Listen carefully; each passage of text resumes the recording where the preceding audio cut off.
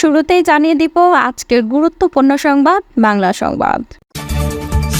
এবার জানাবো ভারত ছাড়ছেন শেখ হাসিনা, যাচ্ছেন যে দেশে।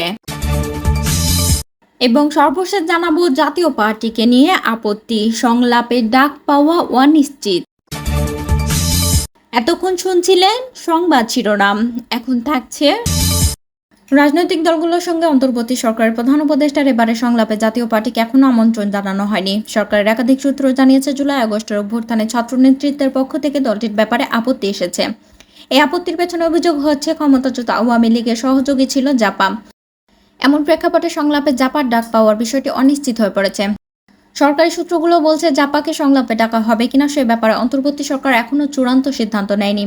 সংস্কার, নির্বাচন ও চলমান পরিস্থিতি নিয়ে প্রধান উপদেষ্টা ডক্টর মাহমুদ ইউনূস রাজনৈতিক দলগুলোর সঙ্গে তৃতীয় দফায় সংলাপ করেছেন।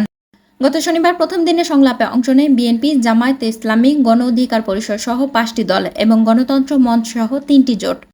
অন্তর্বর্তী সরকারের একজন উপদেষ্টা জানান, দুর্গাপূজার পর 19 অক্টোবর বাকি দলগুলোর সঙ্গে সংলাপ হবে। সেদিনের সংলাপের জন্য অলি আহমেদের নেতৃত্বাধীন এলডিপি, বিএনপির সঙ্গে যুগপৎ আন্দোলনে থাকা 12 দলীয় জোট, বাংলাদেশ জাসদ ও আন্দালিব রহমান পার্থর নেতৃত্বাধীন বাংলাদেশ জাতীয় পার্টিকে আমন্ত্রণ জানানো হবে। ছোট আরও 2-1টি দল আমন্ত্রণ পেতে পারে। তবে ক্ষমতাচ্যুত আওয়ামী লীগ ও 14 দলীয় জোটকে সংলাপে ডাকা হবে না। এমনকি আওয়ামী লীগের মিত্র ও দোসর হিসেবে পরিচিত কোনো দলের সঙ্গে অন্তর্বর্তী সরকার আলোচনায় বসবে না। এটি সরকারের নীতিগত অবস্থান বলে সূত্রগুলো বলছে। ছাত্র জনতার অভ্যুত্থানে আওয়ামী লীগ সরকারের পতন হয় গত 5 আগস্ট। শেখ হাসিনা 15.5 বছরের শাসনে মিত্র ও সহযোগী হিসাবে পরিচিতি পেয়েছিল জাতীয় পার্টি। দলটির নেতারা কখনো মন্ত্রিত্ব নিয়ে সরকারের অংশীদার হয়েছেন, আবার কখনো বিরোধী দলীয় আসনে বসে গৃহপালিত উপাধি পেয়েছিলেন জাপা। সর্বশেষ গত 7 জানুয়ারি নির্বাচনে অংশ নিয়ে দ্বাদশ সংসদে বিরোধী দলের আসনে বসেছিল দলটি। গণঅভ্যুত্থানে স্বৈরা শাসনের পতনের পর জাতীয় পার্টির অতীত নিয়ে নতুন করে প্রশ্ন উঠেছে।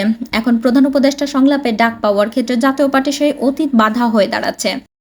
গত 23 সেপ্টেম্বর প্রথম আলোকে দেওয়া এক সাক্ষাৎকারে জাপা চেয়ারম্যান জি এম কাদের বলেছিলেন, আমরা কোনো সময় তাদের দোসর হিসেবে কাজ করিনি, আমরা সবসময় জনগণের দোসর হিসেবে কাজ করেছি। আওয়ামী লীগকে সহযোগিতা আমরা কখনোই করিনি, যতটুকু দেখানো হয়েছে সেটি গায়ের জোরে করানো হয়েছে। তিনি আরও বলেন, জাতীয় পার্টিকে বাঁচাতে তাদের বাধ্য হয়ে বিভিন্ন ভূমিকা নিতে হয়েছিল। জাপানে তারা বলেন, তাদের দলের একটি অংশকে আওয়ামী লীগ পুরো শাসন আমলে সুযোগ সুবিধা নিয়ে হাতে রাখা হয়েছিল। যখনই জাপা সরকারের সিদ্ধান্তের বাইরে যাওয়ার চেষ্টা করত, তখনই ওই অংশকে ব্যবহার করে দল ভেঙে দেওয়ার চেষ্টা হতো।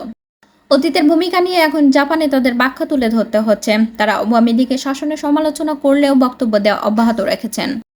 ডক্টর মোহাম্মদ ইউনূস অন্তর্বর্তী সরকারের দায়িত্ব নেন গত 8 আগস্ট। অন্তর্বর্তী সরকার গঠনের 4 সপ্তাহ পর আগস্টের শেষে রাজনৈতিক দলগুলোর সঙ্গে সংলাপ করেছিলেন তিনি। প্রথম দফা সেই সংলাপে জাপাকে আমন্ত্রণ জানানো হয়েছিল। 31 আগস্ট দলটির চেয়ারম্যান জি এম কাদের সহ কয়েকজন নেতা প্রধান উপদেষ্টার সঙ্গে সংলাপে অংশ নিয়েছিলেন। এবার সংলাপে দলটিকে নিয়ে ছাত্র নেতৃত্বের আপত্তির কারণে সরকার এখনও সিদ্ধান্ত নেয়নি। এ বিষয়ে জাপা মহাসচিব মুজিবুল হক প্রথম আলোকে বলেন, সংলাপের ব্যাপারে তারা এখনও আমন্ত্রণ পাননি, তাদের ডাকা হলে অবশ্যই সংলাপে অংশ নেবেন। জাপাকে নিয়ে আপত্তির ক্ষেত্রে ফ্যাসিবাদের সহযোগী হিসেবে কাজ করার যে অভিযোগ উঠেছে, সে অভিযোগ অস্বীকার করেছে দলটির মহাসচিব। মুজিবুল হক বলেন, দলকে ধ্বংসের হাত থেকে বাঁচাতে বাধ্য হয়ে তাদের যে ভূমিকা নিতে হয়েছিল সে ব্যাপারে তারা ব্যাখ্যা দিয়েছেন। একই সঙ্গে মুজিবুল হক বলেন, গত 3টি নির্বাচনের মধ্যে 2018 সালের নির্বাচনে বিএনপি সহ সব দল অংশ নিয়েছিল। সেই নির্বাচনের মাধ্যমে গঠিত একাধিক জাতীয় সংসদে বিএনপিও 4 বছর ছিল। তাহলে কি সব দলই সহযোগী ছিল?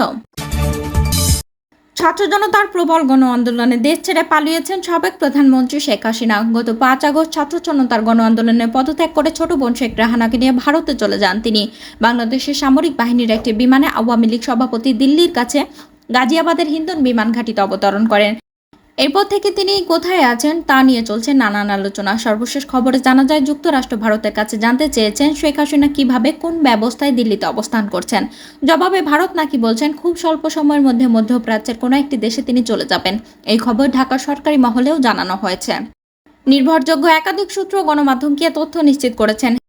এদিকে শেখ হাসিনার সঙ্গে থাকা কূটনৈতিক পাসপোর্ট বাতিল করে দিয়েছে বাংলাদেশ সরকার। এ ধরনের পাসপোর্টধারীরা ভিসা ছাড়া ভারতে 45 দিন বৈধভাবে থাকতে পারবেন। ইতিমধ্যে ভারতে শেখ হাসিনা প্রায় 2 মাস ধরে অবস্থান করছেন। কূটনৈতিক পাসপোর্টে তার বৈধতা অবস্থানের মেয়াদও শেষ হয়ে গেছে। এখন তিনি কোন স্ট্যাটাসে দেশটিতে অবস্থান করছেন তা পরিষ্কার নয়। ভারতের পক্ষ থেকে বিষয়টি খোলাসা করা হয়নি। একটি সূত্র বলছে, সম্প্রতি দিল্লির নিজামুদ্দিন আউলিয়া দরগাহে দেখা গেছে নারায়ণগঞ্জের আলোচিত সাবেক সংসদ সদস্য শামীম ওসমানকে। সরকার পতনের পর দালালের সহায়তায় ভারতে পালিয়ে যান আওয়ামী লীগের এই নেতা। সেখান থেকে যুক্তরাষ্ট্র আরব আমিরাতে পাড়ি দিয়েছেন তিনি। গত মঙ্গলবার আরব আমিরাতের আজমান সিটি সেন্টারে শামীম ওসমানকে ঘুরতে দেখেছেন বাংলাদেশি প্রবাসীরা। এই সময় তার সঙ্গে বোরখা পরিহিত 2 জন নারীকেও দেখা যায়। তাদের 3 জনের হাতে লাল সুতা বাঁধা ছিল। ধারণা করা হচ্ছে, সম্প্রতি ভারতের নিজামুদ্দিন আউলিয়া দরগাহে এই সুতা বেঁধেছেন তারা। প্রত্যক্ষদর্শী প্রবাসীরা জানান, আইফোন 16 প্রো ম্যাক্স সাথে শামীম ওসমান একটি মোবাইল অপারেটর প্রতিষ্ঠানে যান। এ সময় তিনি শপিং সেন্টারটিতে থাকা বাংলাদেশিদের ছবি তুলতে বারণ করেন। শামীম ওসমানের ঘনিষ্ঠ অনুসারীদের মাধ্যমে জানা যায়, পরিবারের সদস্যদের পাশাপাশি ঘনিষ্ঠ অনুসারীদের দুবাই পুনর্বাসনের চেষ্টা করছে ওসমান পরিবার। কেউ কেউ বলছে শেখ হাসিনা হয়তো আরব আমিরাতে যেতে পারেন, তবে এ তথ্যের কোনো সঠিক তথ্য পাওয়া যায়নি।